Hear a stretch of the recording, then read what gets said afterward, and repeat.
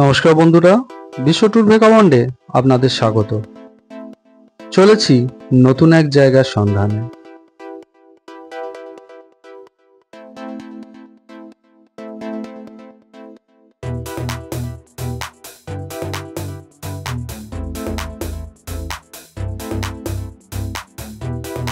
হাওড়া থেকে সন্ধ্যা 7:15 ছাড়ে হাওড়া অমৃতসর মেল। এটা করেই চলেছি। স্লিপার নিয়েছি, একটু আরাম করে যাব, তাই নির্দিষ্ট সময়েই ট্রেন ছেড়েছে।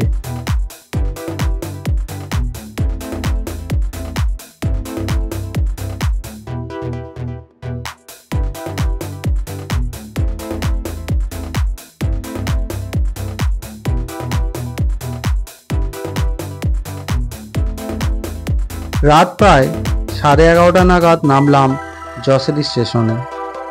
স্টেশনের বাইরে রয়েছে প্রচুর অটো আর কার। একটা অটো বুক করে চললাম বাবা বৈদ্যনাথ মন্দিরের উদ্দেশ্যে। এই হোটেলে আমরা উঠেছি, হোটেল সারদা। বেশ পরিষ্কার পরিচ্ছন্ন। সকাল সকাল স্নান সেরে চললাম মন্দিরের উদ্দেশ্যে। আজ যে মন্দিরটি নিয়ে কথা বলবো সেটি ঝাড়খণ্ড রাজ্যের দেওঘরে অবস্থিত। এটি আমাদের হিন্দু ধর্মের এক পবিত্র স্থান। এখানেই দ্বাদশ জ্যোতির্লিঙ্গের মধ্যে একটি অবস্থিত, তাই এর ভৌগোলিক গুরুত্বও যথেষ্ট রয়েছে। এই মন্দিরের এক পৌরাণিক কাহিনীও রয়েছে, যা বলবো এই ভিডিওতে।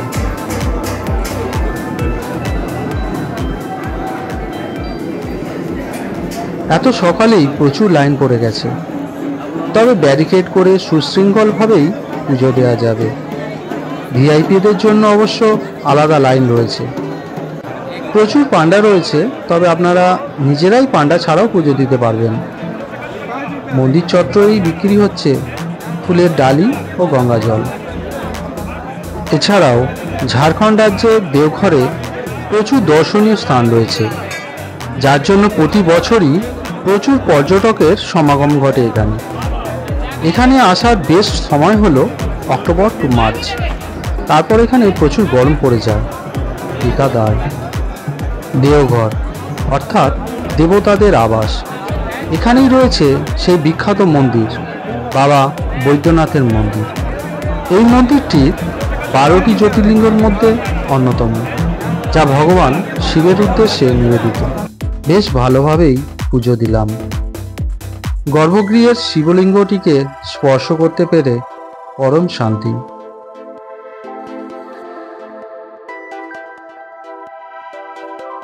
ব্রেকফাস্ট করে বেরিয়ে পড়েছি সাইট সিইং করার জন্য। প্রথমে দেখে নিলাম অনুকূল বাবার আশ্রম। বেশ সুন্দর সাজানো গোছানো সৎসঙ্গ আশ্রম। এরপর চলে এলাম নৌলাখা মন্দির দর্শনে। 1948 সালে একটি দাতব্য ট্রাস্ট দ্বারা এই মন্দিরটি তৈরি করা হয়েছে। এই অপূর্ব মন্দিরটির প্রায় 146 ফুট উঁচু। এটি নির্মাণ করতে তখনকার সময় ব্যয় হয়েছিল প্রায় 9 লক্ষ টাকা। সেই অনুসারে এর নাম হয়েছে নৌলাখা মন্দির। এর মধ্যে শ্রী রাধাকৃষ্ণের মূর্তি রয়েছে। কলকাতার রানী চারুশীলা দেবী এই মন্দিরটি প্রতিষ্ঠা করেন। এটি যুগল মন্দির নামেও পরিচিত। নৌলাখা মন্দিরটি দেওঘরের অন্যতম প্রধান আকর্ষণ। এটি দেওঘর থেকে প্রায় 2 কিলোমিটার দূরে অবস্থিত। এটি একটি সুন্দর দর্শনীয় স্থান।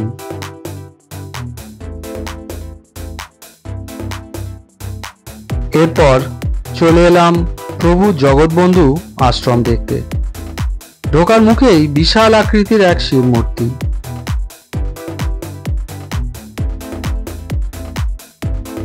বেশ নিরিবিলি শান্ত পরিবেশ।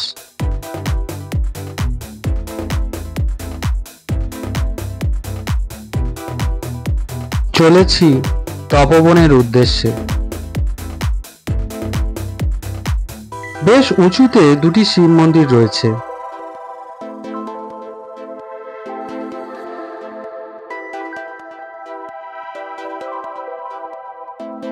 উঁচু থেকে চারপাশটা দেখতে খুব সুন্দর লাগে।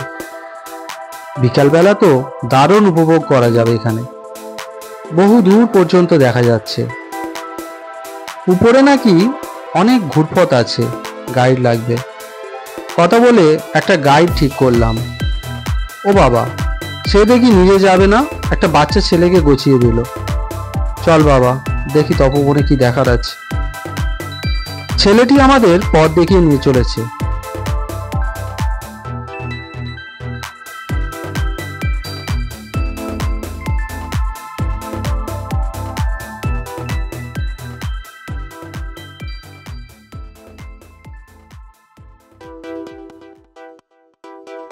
এ কি, এ তো দেখছি পাথরের মধ্যে ছোট ছোট গুহার মধ্যে দিয়ে নিয়ে চলেছে।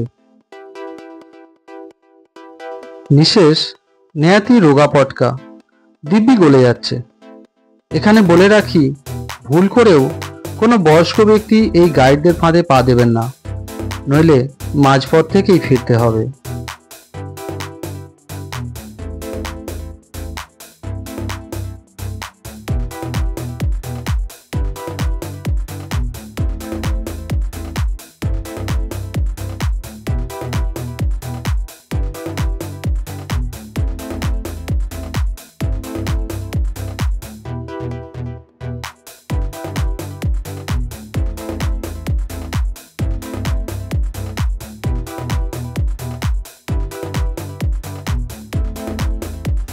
কোন দিক দিয়ে ঢুকছি, কোন দিক দিয়ে চলেছি কিছুই জানি না, শুধু ফলো করছি ছেলেটিকে। যাই হোক, অবশেষে একদম গুহার ভিতরে এক পাথরের মূর্তি, তার পাশে ধূপধুনো রয়েছে দেখতে পেলাম। পুরুষ ঠাকুরও আছে দেখছি, পুজো দিলাম। আবার আস্তে আস্তে ছেলেটিকে অনুসরণ করে নেমে এলাম। বাবা, কি ঝক্কি!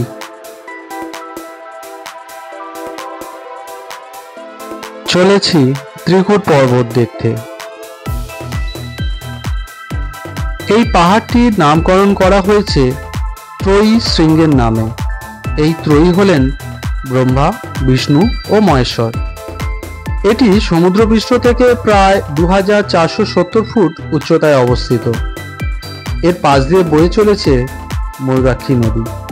এখানে প্রচুর পরিমাণে বাঁদরের উৎপাত, তাই হাতের ব্যাগ সাবধানে রাখবেন, নয়তো নিয়ে পালিয়ে যাবে। তবে এখানে গাইড আবশ্যক, কারণ গাইডের হাতে ছড়ি থাকে এবং বাঁদররা এদের একটু সমঝে চলে, খুব একটা কাছে আসে না।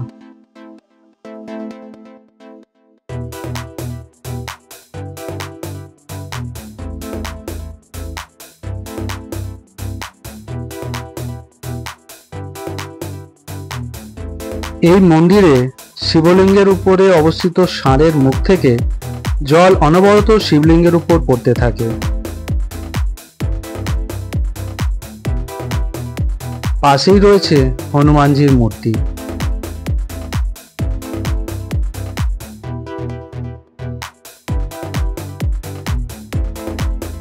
পুজো দিয়ে চললাম উপরের দিকে। বেশ নিরিবিলি পরিবেশটা, চারপাশে প্রচুর বেলগাছ আছে দেখলাম।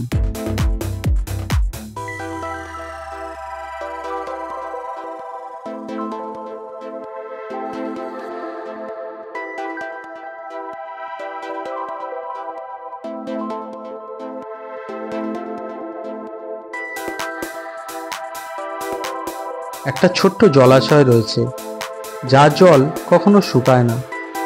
আগে এখানে রোপওয়ের ব্যবস্থা ছিল, কিন্তু একবার দুর্ঘটনা ঘটায় সেটি বন্ধ হয়ে গেছে।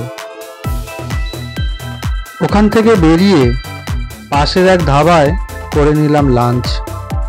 বেশ সুস্বাদুই ছিল খাবারগুলো, আর খিদেও পেয়েছিল। এবার ব্যাক টু হোটেল। একটু রেস্ট নিয়ে বেরিয়ে পড়লাম আশপাশটা দেখতে। মন্দির চত্বরটার আশেপাশে প্রচুর দোকানপাট রয়েছে, তবে এখানে এলে এখানকার লিট্টি চোখা অবশ্যই ট্রাই করবেন, আর কচুরি তো অনবদ্য।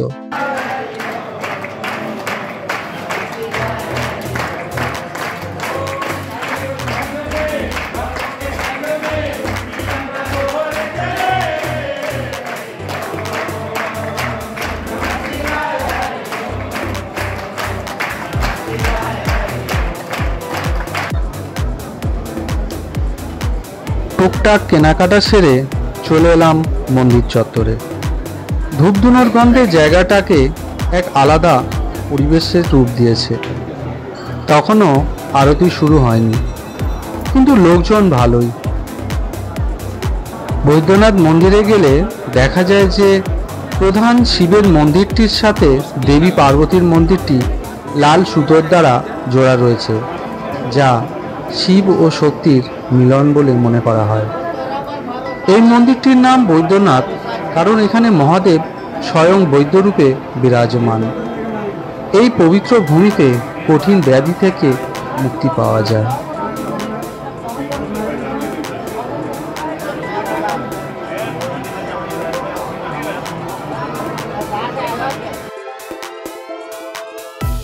এখন গর্ভগৃহে পুরোহিত মশাই শিবলিঙ্গকে পরিষ্কার করে পুজো করতে ব্যস্ত। সেটা মন্দিরের বাইরে লার্জ স্ক্রিনে আপনারা দেখতে পারবেন। এই মন্দির স্থাপনের পিছনে এক পৌরাণিক কাহিনী রয়েছে, যা লঙ্কার রাজা রাবণের সাথে জড়িত। কথিত আছে লঙ্কার অধিপতি রাবণ বরাবরই শিবের উপাসক ছিলেন।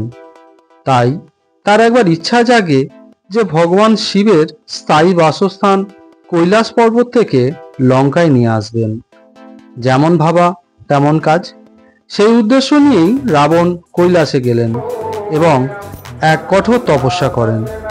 অনেক প্রচেষ্টার পরেও যখন শিব দেখা দিলেন না, তখন রাবণ এক এক করে 10টি মাথা কেটে শিবের নামে আত্মাহুতি দেন। অবশেষে শিব সন্তুষ্ট হন এবং দেখা দেন। ভগবানকে কাছে পেয়ে রাবণও আনন্দে আটখানা। মহাদেব তাকে তার 10টি মাথায় পুনঃস্থাপিত করেন। তখন রাবণ ভগবানকে তার ইচ্ছার কথা জানান। তিনি জানান যে মহাদেবকে তিনি লঙ্কায় নিয়ে যেতে চান পাকাপাকিভাবে। শিব রাবণকে আশীর্বাদ স্বরূপ সেই বরই দেন, কিন্তু তিনি রাবণকে শর্ত সাপেক্ষে বরটি দেন। শর্ত ছিল মহাদেব শিবলিঙ্গ রূপে রাবণের হাতে করে যাবেন, কিন্তু পথের মধ্যে কোথাও এই শিবলিঙ্গকে মাটিতে নামিয়ে রাখা যাবে না। রাবণ সেই শর্তে রাজি হয়ে লঙ্কার উদ্দেশ্যে যাত্রা শুরু করেন। মহাদেব কৈলাস ছেড়ে লঙ্কায় চলে যাচ্ছেন শুনে দেবতাদের মধ্যে হুলস্থুল পড়ে গেল। তারা ব্যাপারটা ভালো মনে নিলেন না। রাবণের যাত্রা ভঙ্গ করার জন্য একটা প্ল্যান করলেন। দেবতাদের কারসাজিতে এই দেওঘরের কাছে রাবণের খুব জোরে হিসু পায়। বেগতিক দেখে কাছেই দাঁড়িয়ে থাকা মনুষ্যরূপী ধারণ করা দেবতাকে তিনি শিবলিঙ্গটা একটু ধরতে বলেন। দেবতারা এটাই চেয়েছিলেন। রাবণ ওদিকে টয়লেট করতে গেছেন, আর এদিকে শিবলিঙ্গটিকে মাটিতে নামিয়ে রাখা হলো। রাবণ এসে দেখেন শিবলিঙ্গ মাটিতে নামানো, আশেপাশে কেউই নেই। বেচারা বহু কষ্ট করেও শিবলিঙ্গটাকে নড়াতে পারলেন না। যেখানে এই শিবলিঙ্গটিকে স্থাপন করা হয়েছিল সেটিই আজ দেওঘরের বৈদ্যনাথ ধাম।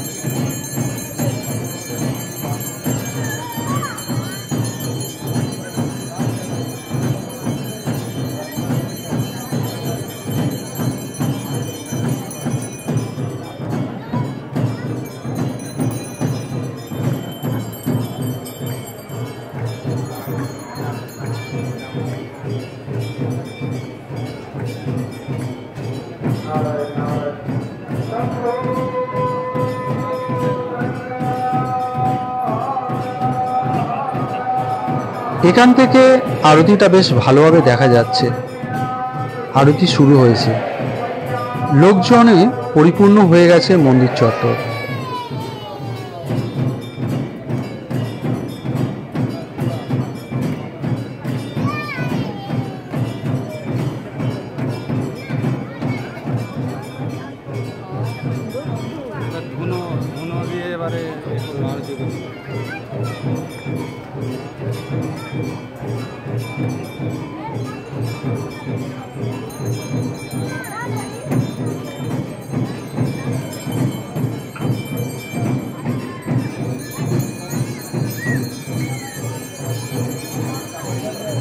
দেখতে পাচ্ছেন তো?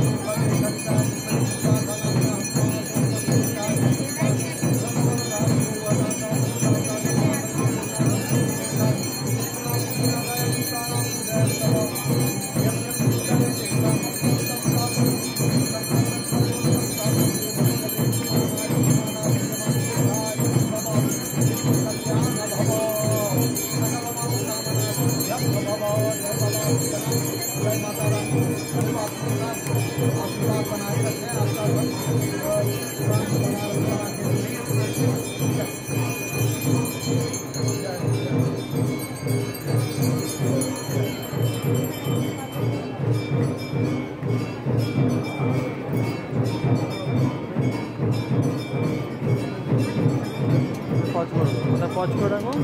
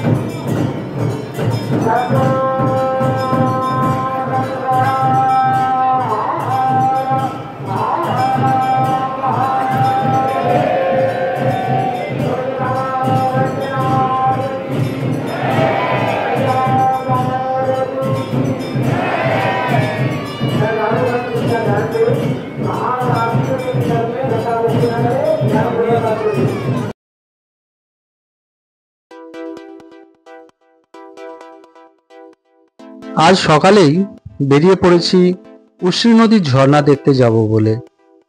অনেকটা পথ, প্রায় 70-80 কিলোমিটার তো হবেই। গাড়ি আগে থেকেই বলা ছিল। চারপাশে এখন গাছে গাছে পলাশ ফুটে আছে, আর আছে সুন্দর মহুয়া ফুলের গন্ধ। চারপাশটা এদেরই গন্ধে মম করছে। ফেব্রুয়ারিতেই বেশ একটা গরম গরম ফিল হচ্ছে। চলে এসেছি উশ্রী ফলসে। শীতকালে প্রচুর লোক এখানে পিকনিক করতে আসেন। জায়গাটা এখন যেমন খালি দেখছেন, তখন কিন্তু চারপাশে মানুষজনের ভিড়ে ঠাসা থাকে। এই জলপ্রপাতটি ঝাড়খণ্ডের গিরিডি জেলায় অবস্থিত। এটি প্রায় 39 ফুট উঁচু। এখন অবশ্য নদীতে জল কম থাকায় জলের স্রোত একটু কম। বর্ষায় এর সৌন্দর্যই আলাদা হয়।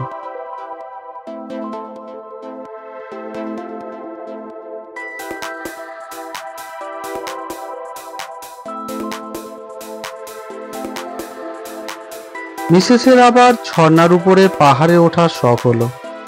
2-4টে ফটো তুলে দিতে হবে।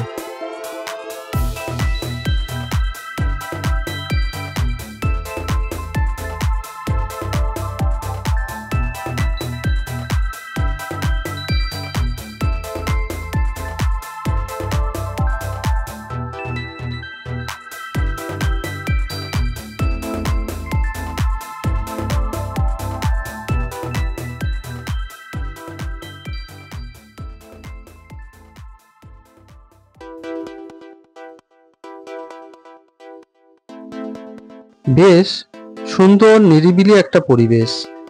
ঝিরঝির করে ঝর্ণার জল পড়ে চলেছে। গাছে গাছে দু একটা নাম না জানা পাখি ডেকে চলেছে। মানুষের কোলাহল থেকে বহু দূর, প্রকৃতির কোলে শান্ত একটা পরিবেশ মন ভালো করে দেবেই। প্রকৃতিপ্রেমীদের কাছে এটা একটা জনপ্রিয় স্থান। তাই ঝাড়খণ্ডে এলে একদিন সময় বেশি নিয়ে এই উশ্রী নদীর ফলসটা অবশ্যই দেখে যাবেন। এখানে বেশ কিছুক্ষণ সময় কাটালাম।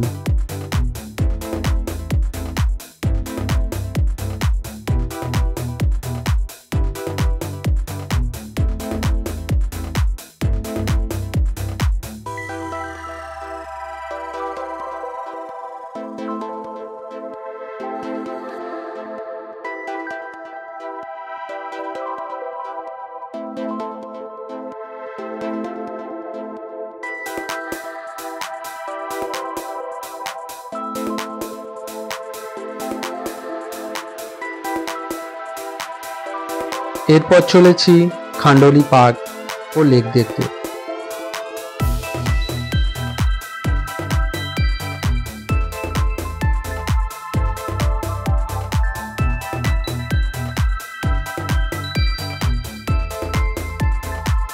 ঢোকার মুখে এন্ট্রি ফি নিচ্ছে।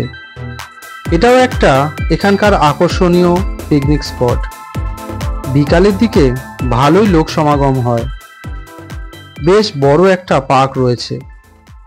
চারপাশে বিভিন্ন ধরনের মূর্তি বসানো আছে। ছোট বড় প্রচুর গাছপালা। এই গরমে গাছতলাটা বেশ ঠান্ডা। বড় বড় গাছের তলায় বসার জায়গা আছে। মিসেস যেন তার ছোটবেলায় ফিরে গেছে। লেকটা বেশ বড়। বোট রাইডও আছে দেখলাম, তবে এখন বন্ধ আছে। বিকেলে লোকজন থাকলে চালু করে। কুমিরের পিঠে ওঠার শখ হয়েছে, নাও শখ পূরণ করে নাও। এখানে কিছুক্ষণ ভালোই কাটালাম। রাস্তায় এক হোটেলে লাঞ্চ করে নিলাম। এবার রুমে ফিরে রেস্ট নিয়ে সন্ধ্যাবেলায় আবার আরতি দেখতে যাব ঠিক হলো।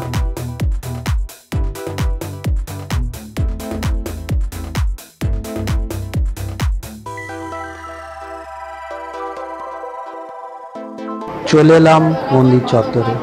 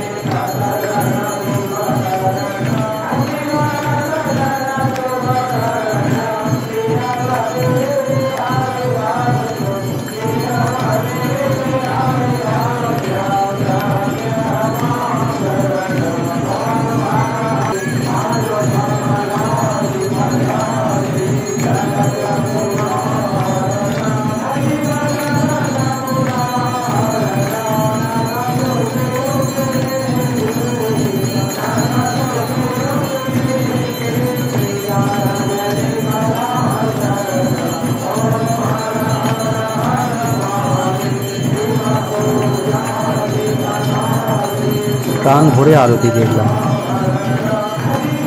বাবাকে প্রণাম করে হোটেলের দিকে রওনা দিলাম। কাল সকালে ফেরার ট্রেন।